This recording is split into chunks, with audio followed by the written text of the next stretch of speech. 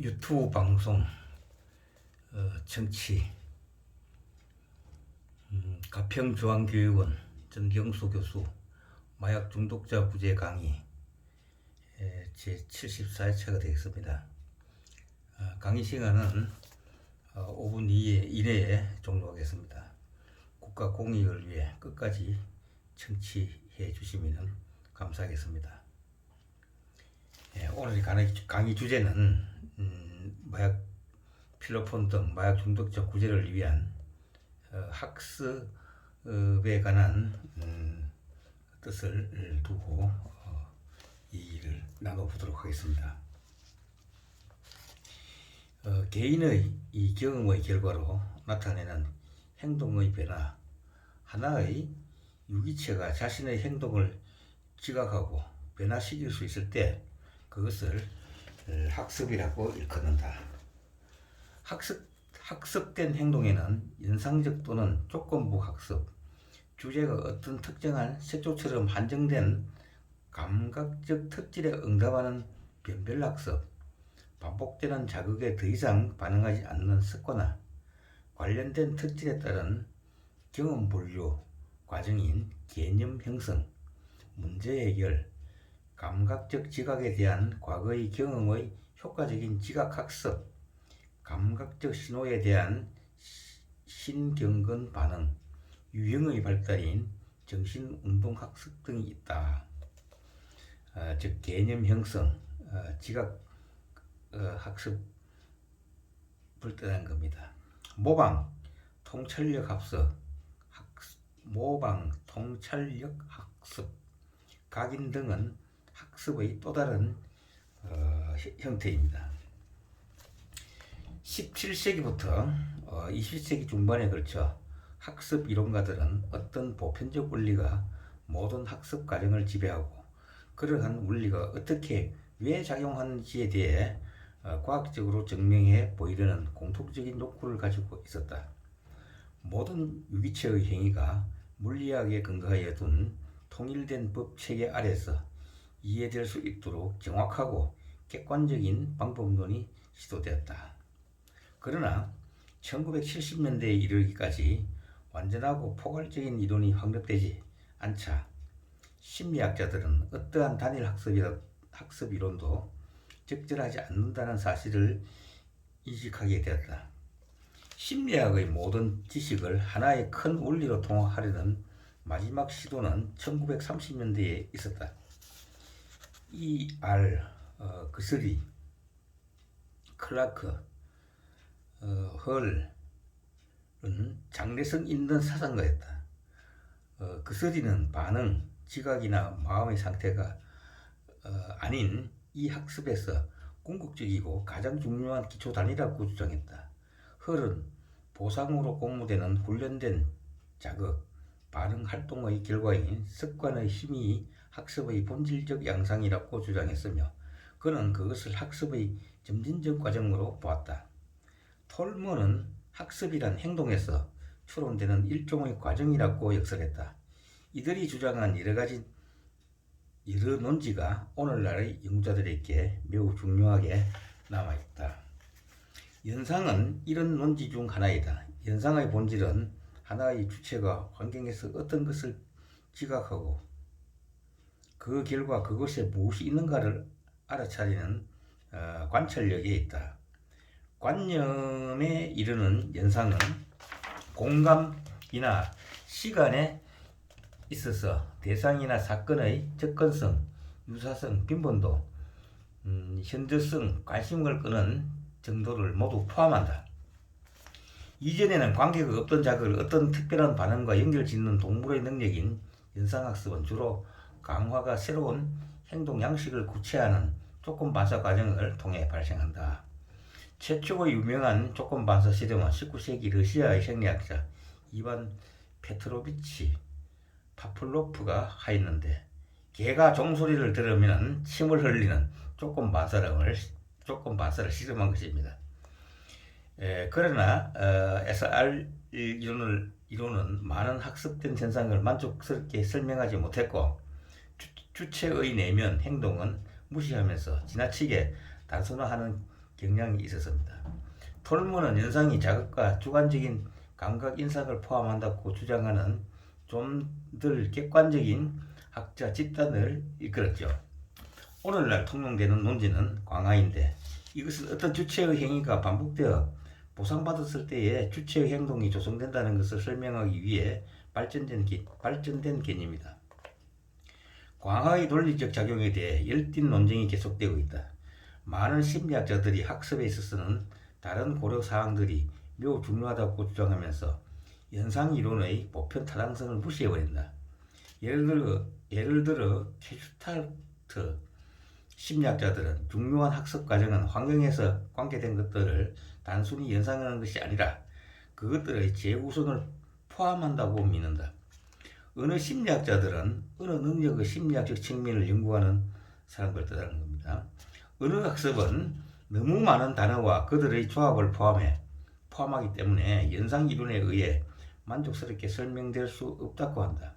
그 대신 이들은 어떤 기본적인 조직 구조, 즉 유전학적으로 이어받는 선천적 문법이 어느 학습에 내재되어 있다고 주장한다. 현대 학습 이론의 또 다른 쟁점은 행동에 있어서 동기의 역할, 이미 학습한 것과 앞으로 학습할 것 사이의 훈련의 전이, 학습의 단계, 회상, 망각, 정보 재생의 과정과 본질 등을 포함한다. 행동 발생학은 학습된 행동과 유지된 행동 사이의 차이의 깊은 주요 쟁점을 설명했다. 다른 과학자들은 상상, 인지, 의식, 의지와 같은 비수량 개념들을 연구하고 있다. 이 학습 내용을 말씀드리게 된 이유는 한국의 마약류도 중독으로부터 국민안전 온라인 교육기관 가평중앙교육원의 교육은 교수 기법에 도입시키기 위함이었습니다.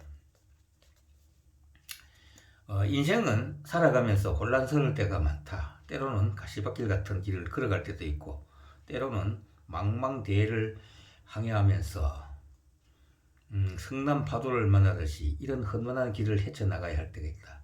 바람, 물, 햇볕, 조화로운 가평중앙교육원에서 문득문득 생각나 맹송맹송 잠아나 인간 바이러스 척결을 위한 나로부터의 정신혁명을 완수하고 긴 터널을 벗어나 전철을 타고 7호선 상봉역에서 환승전철로 갈아타는 것이 법과 사회의 중심 사이 가평중앙교육원에서 마약류 등 중독증을 극복하고 가평에서 돌아오는 길이다. 공자님 말씀이 형법과 법령만으로만 다스린다면 백성들이 죄 짓는 것을 막을 수 있지만 양심적 교정은 할 수 없다고 하셨다. 그러나 덕으로 이끌고 예로서 다스린다면 잘못되었어도 양심의 가책을 받아 바른 길로 나아갈 것이라고 하였습니다. 대한민국 사회에 필로폰 등 마약 중독증으로 인해 한 해 1만 명 이상 교도소나 정신병원 등 구금시설을 넘나들고 있다는 보도를 접하고 상당한 관심 있는 우리들은 상당한 고민이 아닐 수 없었습니다. 잡아도 끝이 보이지 않는다. 처벌만으로 건들지 않는 문제 해결을 위해 또 하나의 대안은 사회교육을 모색해 보는 특단의 교육도 대안이라고 생각한다. 처음에 여러 가지 교육 이론을 말씀드리는 거하고 연결되어야겠죠. 범죄를 근거하여 수사와 재판을 하는 것은 주어진 법에 따라 기계적인 법적 조치는 법을 아는 수사관이나 법관들이 많이 할 수 있다. 중도의 원인 규명을 위한 선행교육 교재 5권 교재를 읽고 마약류 등 중독성 물질이 이어 나빠진 육체적, 정신적 효험이 있는 바람, 물, 햇볕, 수못, 흙이 있는 특수교육시설이 갖추어진 가평중앙교육원에서 해야 할 것이다라는 것은 우리 교육원에서 이 중독증에 의해 가지고 뇌질환을 겪고 있었던 분이 하신 말씀입니다. 궁극적으로는 가평중앙교육원에서 마약류등 중독증을 이해하고 마약 중독의 덫에서 벗어날 수 있도록 재발, 재범, 비중독 방지를 위한 교육을 목적을 두었던 것입니다. 우리가 흔히 쓰는 곳곳이라는 말이 있습니다. 우리나라 국민들은 어떤 식으로도 곳곳에서 살고 있다.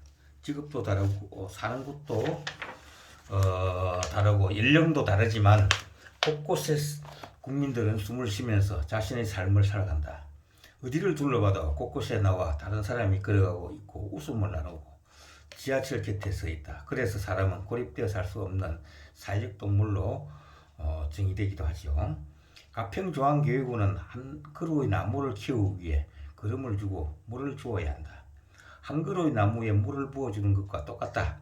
가평중앙교육원은 마약범죄학, 뇌과학, 법학, 의학, 약학, 정신간호학, 성직자 등 전문 교수진으로 구성되어 있다. 가평중앙교육원은 마약 문제 해결에 대해 같은 생각을 가지면서 우리가 배운 학문으로 마약류 등의 중독에 관한 고민을 함께 하면서 마약 문제와 관련해 보다 좋은 대책을 내놓으면서 필로폰, 마약이라는 중독의 덫에 걸려 고통받는 중독자의 편에서 이해해야 한다. 사람들은 누구나 자신에게 불리하거나 부끄러운 일이 생기면 시쉬한다. 마약 문제가 그 중에 하나이다. 내 주변 사람이 마약으로부터 고통받고 있는 상황을 남에게 말하기는 쉽지 않다.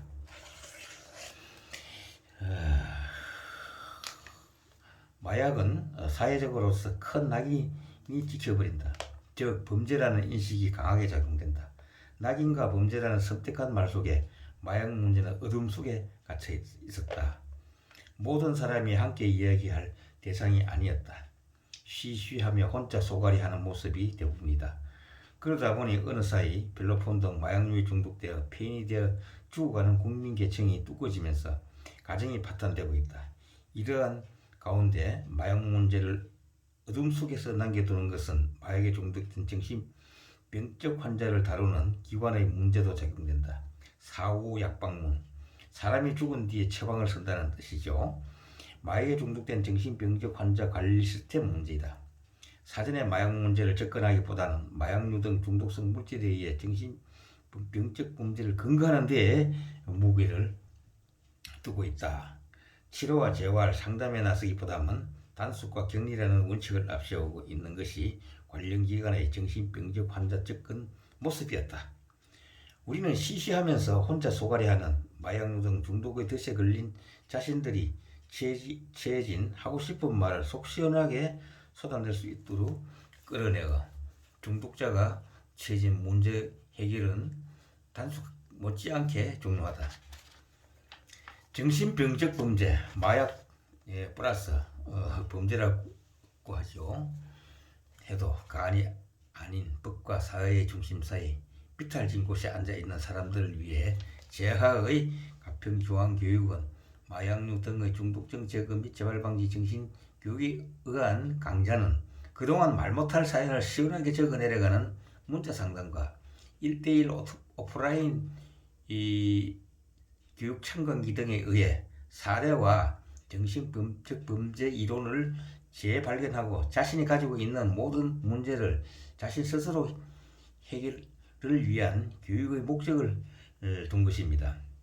동영상 자료와 더불어 중독성 물질에 의한 폐해에 대한 화보를 보충 교재로 사용하면 물론 제일 중요한 것은 청정지역, 바람, 물, 햇볕, 수목, 황토 어느 한 가지도 없어서는 안 될 천년자원이 바로 가평중앙교육원 교육기자재이었습니다. 본 교재는 K군이라는 닉네임으로 자신의 마약 사건에 연루된 당시의 심정 등 온 오프라인 문자 상담으로부터 전개됐다. 그 이야기에 우리는 주목할 필요가 있었습니다. K군이 적어내려가는 사연은 가슴 속에 있는 엉어리를 내뱉는 것이었습니다. 그 엉어리를 내뱉으면서 우리 모두에게 위로가 어떻게 했으면 좋은 것인지 의기를 묻는 것입니다. 마약과에 처음 만난 분도 온라인 문자 교육을 통한 사례는 중독자를 이해할 수 있는 기초가 됩니다. 우리는 중독을 이해하고 중독자를 도울 수 있는 교육의 방향의 틀을 잡아야 합니다. 이상과 같이 여기서까지 말씀드리고 우리 강의 끝나고 난 토요일은 이 강의 내용을 청취한 후에 소감을 발표하고 오늘 어떻게 해야 하면 것인지 토의해 보는 것입니다. 감사합니다. 다음 뵙겠습니다.